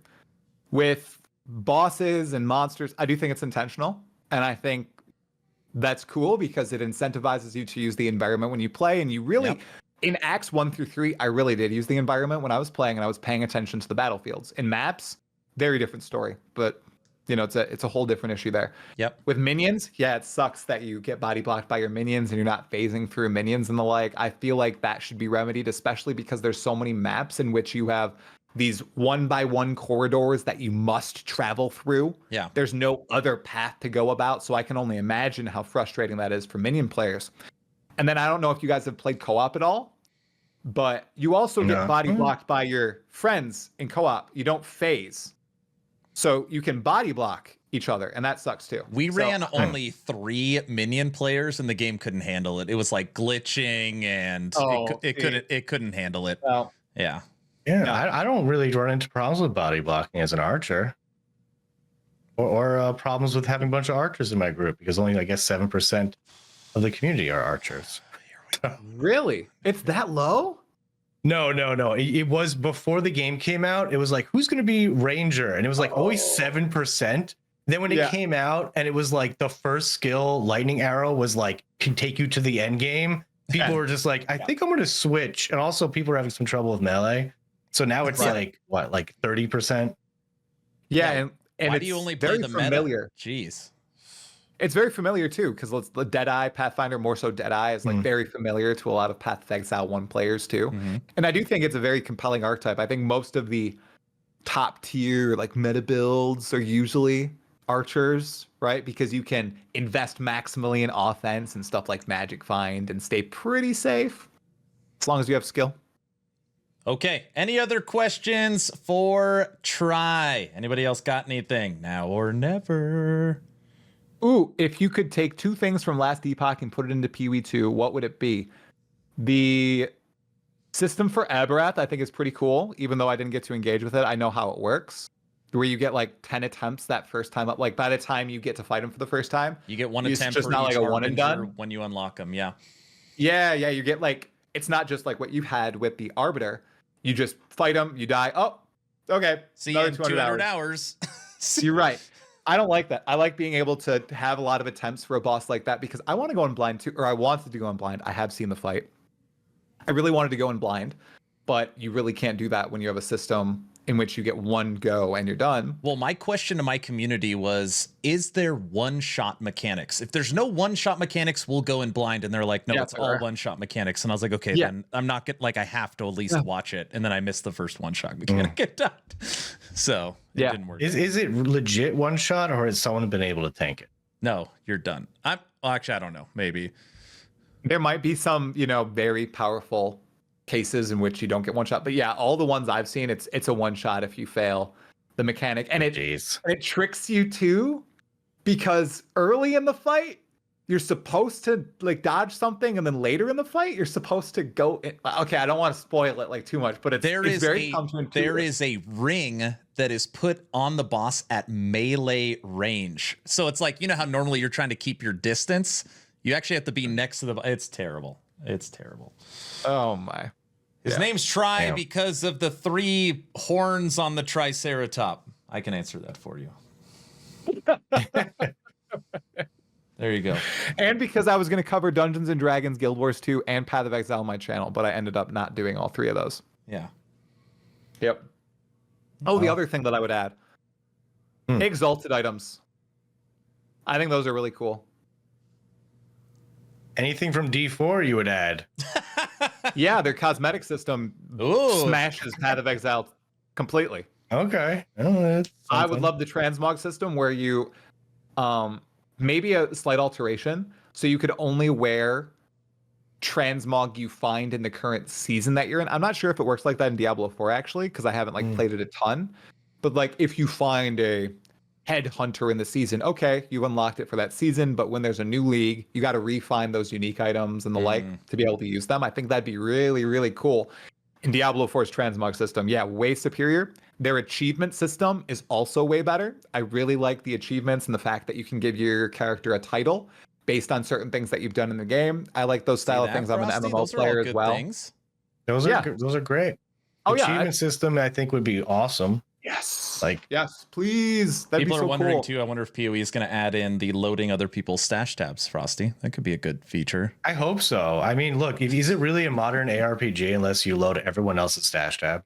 In the open world, so you could see all. Oh, also, I mean, I can't believe you didn't say this, and I was waiting for you to say this, but horses, come on, guys. Like, both of your games don't have that. It's like pretty sad. It's like 2025 at this point. You need horses. Oh, this is a good question. I could have sworn that during multiple interviews, you would know more than anybody that Jonathan Rogers was talking about having more visual clarity in Path of Exile 2 compared to Path of Exile 1. I have Bloom turned down all the way, literally to like the lowest it can get to. Half the time I can't see anything. That question came in, being able to hide spell effects. Thoughts? Oh, facepalm? It's he facepalm. There's visual clarity and the loot filter are complete and utter failures in Path of Exile 2. Jonathan said in multiple interviews, we don't want you to need to use a loot filter. Bro. Have you seen the screenshots from console? Oh yes. my gosh. Oh my God. The moment you do a breach and expedite any of that, you cannot play the game without a loot. You can't. Yeah. That I don't know if it was like that on release day, or if the changes they made to, rare mobs dropping more loot, blah, blah, blah, if that affected it and they kind of or didn't anticipate the effects that would have. I have no idea because I wasn't looking at, social media. But if it was like that on launch day, I don't know how you How do you I don't know miss how you that? can How do you say- miss that? how I do gotta you miss ask, that? Like, how do you is say, this- you don't need a loot filter? You 100% do. Oh yeah, you it's will required. need one. Yeah, it's required. It's Is required. this exclusively to people doing T15 maps? Because on my No. T8s, I'm not really having a problem with loot. Are you doing breaches and like league mechanics? I did. Okay, breach. Explain it to me. That's like the thing grows out and then comes Yes, back the in. hand. Yeah, the purple hand. I've done like 3 of them. So yeah, maybe that's what's going on. It's those. If it's just the base map, totally agree with you. It's basically like the campaign, but as soon as you start engaging into those other systems, Okay. breach, expedition, it's really just breach and expedition. Delirium doesn't really add a lot of loot in my And case. you have 0% magic find. You're having a problem. And I have 0% magic find. The very first expedition I did, I had just loot everywhere on my screen. But I like juice my maps. Like I regal them and I exalt them sometimes. Okay. So like Yep. I'm getting items. Not like I'm just running them white. But yeah, it was covering all these different. I had to do the Z double tap. So you need an item filter for POE2, and I don't think there's a way necessarily that they can pull back substantially. Yeah. Even though I would prefer that. I was a fan of the scarcer item drops. Sorry, Hog, I don't know if you're still in the chat, but I was a fan of the scarcer item drops. I think currency should drop more and items should drop less, and you should be given more methods of interacting with the items than what you currently have. So then each item does feel more meaningful. You know what's My weirdly items- interesting? D4 doesn't Yeah. need a loot filter for the most part. True, but don't you just pick up like Eh. don't you pick up? I don't actually play it a lot, but like you ignore everything besides the legendaries. Well, no, what's stupid is you have to Now- pick up yeah, the rares now. because you have to break them down for materials or sell them for gold. But you don't have Oh, to. but really? It's kind of Really? like a pick up everything. I don't know. It used to be really bad. It was just you get a billion yellows. Yep. Even And though now it's don't like need to look you at 'em. only need ancestral legendaries. The only things you really have a chance of getting an upgrade for. Right. Yeah. So basically, you So- only look at an item if it has the little star on it, which is a greater. Yes. asset. If it doesn't, basically, you pick up everything. If it doesn't have a star, you don't look at it. Right. That's interesting. Yeah. And then Go on. I was just gonna say, and that I haven't played a ton of D4. Like I played through the Vessel of Hatred expansion, and I tried to get into the end game. What I engaged with the most was the open world and the Infernal Hordes. No, not the Infernal Hordes. The Helltides. Helltides. Those are crazy. Like all the loot that auto picks up around you. Like it's very messy, but it auto picks up, Well, right? the Auto pets- pick up, pets grab it for auto you. salvage. Yeah. We need that. Yeah.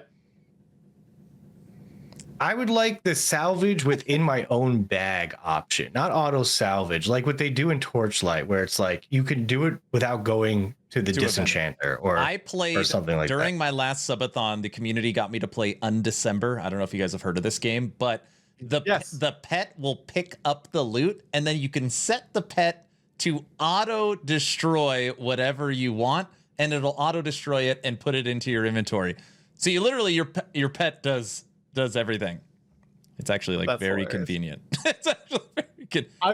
I've played a little bit of that game, and it actually played really well Yeah, it's for the pretty, time built I on did Unreal spend with Engine it. 4. It's a beautiful game. It's done. It's Yeah. all right. It's just Yeah. pay to win stuff. Mm-hmm. Okay. So I are think we- that's it. I'm going to have just a quick announcement before we wrap up. Okay. I just want everyone to know that in a few months I'm going to be joining I have a daughter club. So I'll be having my first kid in a few months, and I'm very excited for that, guys. Dude, congrats! Woo! Congratulations, Thank you. Mr. LaRue. Oh boy. It's life changing, man. It's going to be exciting. So I've got boy, girl, girl, girl. Try's got girl, girl, and you're having a girl. Yes. I love that. Very Have you already convinced your significant other to name her after Lilith? Of course. D4. Thought about it, but I don't know. I don't think so. Thinking Rod Ferguson. Ooh. Rod Malignant Tunnel Ferguson. That's not Whatever a your bad last name is. There one. you go. Yep. That's good. First game Lots will of be hyphens. Diablo Immortal. What's the girl that and, gets you know, ripped apart in the expansion? What's her name? Narelle? Narelle? yes. Yeah, Narelle. Yeah, Yeah, no, I don't like love her. I'm Narelle. not a big fan. No. Nah. Deckard Cain's pretty cool though. That's a good one. I jest about the Lilith thing, but my wife and I took our daughter to an Easter egg hunt. I think it was a year and a half. Was it a year and a half ago? There was A year and a half Lilith. ago. Yeah, we met a little girl named Lilith, and I don't think D4 had released. It was the year of D4's release. It's- That's April. interesting. Yeah, Lilith is it like I mean it's a name. It's what is it? Isn't It's- that it's really a- known to be the daughter of the devil though? Like Yeah, it's a prior to religious Diablo? Yeah, name. in the Bible, an interesting she basically choice. brought evil into the. Yeah, she's not good. theorized to be the first wife of Adam. Yeah. Ooh. All Very right. Well, I think that's a good way to wrap it up. That's perfect tangent to wrap this up. Sounds like you didn't. Seriously. Congrats, man. That's awesome. Did you guys Thank hear you. my Thank joke? you, It wasn't guys. that. Talkative Try, thank Yeah. you for coming on episode 8 of the Town Portal podcast. Absolutely awesome. And just so you know, feel free to use any content or anything you want. We don't care. So Frosty, you can get the final word. Actually, wait, Talkative, go ahead and give all your socials and tell Yeah. everybody where to find you. Oh, Oh, if you're plugging anything, when's the hog yeah, interview? All go that ahead. stuff. Oh, yeah. So thank you all so much for watching. Thank you guys for having me. This was an absolute blast. I will be interviewing the man, the myth, the legend himself, Hog, on January 21st? I don't know, guys. Dates. 21st, 22nd, one of those days. We're going to talk about Path of Exile 2. Interviewing a ton of other people. Interviewing Aaron on February 6th. So that's going to be very A couple of people were like, damn. "Are you going to pay me back?" I was like, "I didn't do it. I don't think I did any." Yeah, you didn't do anything bad. This was great, guys. I enjoyed it. You know, if I had problems, I would have just logged off the Discord call, right? It Yeah. was Yeah. just fine. Just you got Totally a face fine. palm for Aaron now. Have There him you say go. some Oh my ridiculous gosh. stuff. Mhm. I can't believe that I ended up showing my underwear though. That's pretty crazy. Like I mean, that's gonna probably be the thumbnail. That is the thumbnail. I've already ripped it. It's already gonna be in there. So Oh, that's glorious. Okay, well, make you're him gonna show get less his clicks. underwear. I'll make sure I'm wearing the correct underwear for Oh yeah, Aaron. his. Oh, so good. Seriously, guys. You can find me on youtube.com/talkativetry, and that's about it. Twitch.tv/talkativetry too. Yeah, that's it. All Thank right. you guys. Thank you, Thank sir. you. All right, Frosty, you get the final word. I got my. Oh, okay. When you give the I don't have thumbs anything up, I'm planned. clicking it. I will. I don't know how to say goodbye in many languages, but I do know how to say hello. So, hello, good day, guten tag, bonjour, dobre dias, konnichiwa, ciao. We're good to go. Town Portal Podcast, where the gamers unite, along with Aaron and Frosty. We're taking flight, tune in, level up, turn the quest in the world of action. We're the best.